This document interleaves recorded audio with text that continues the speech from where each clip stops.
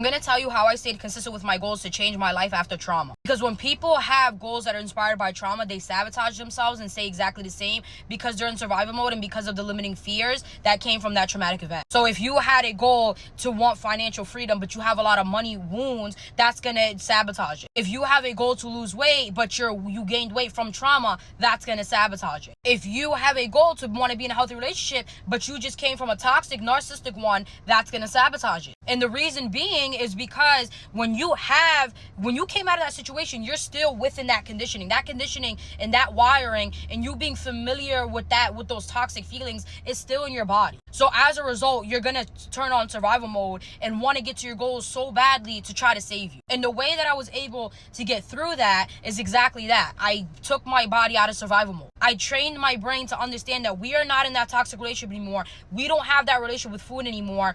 We don't sit here and we're not scared of receiving money anymore. You are this version of you. And in the beginning, it felt like I was lying to myself because the conditioning was new. The conditioning was very strong. I was in those situations for 6 years. So when I started doing the work, it took me about like a year and a half to fully actually recondition my mind. And it was only because I made a lot of mistakes in the beginning. I can actually do it much faster now because I'm used to it, but that's what it was. I changed my identity that I had. I detached the fact that me going through those things are separate from my identity. And just because I went through that doesn't mean I can't have a new life. Who I identify as is the woman that I feel that I am inside. So when I start to reprogram my mind that no, we are the women that we are inside, and we're not the women from our past. We're going into the future, and I embody that on a day-to-day because your mind looks for proof with the thoughts that it's thinking. So if I'm thinking this to myself, I'm going to give my mind proof. So I operate like this on a day-to-day.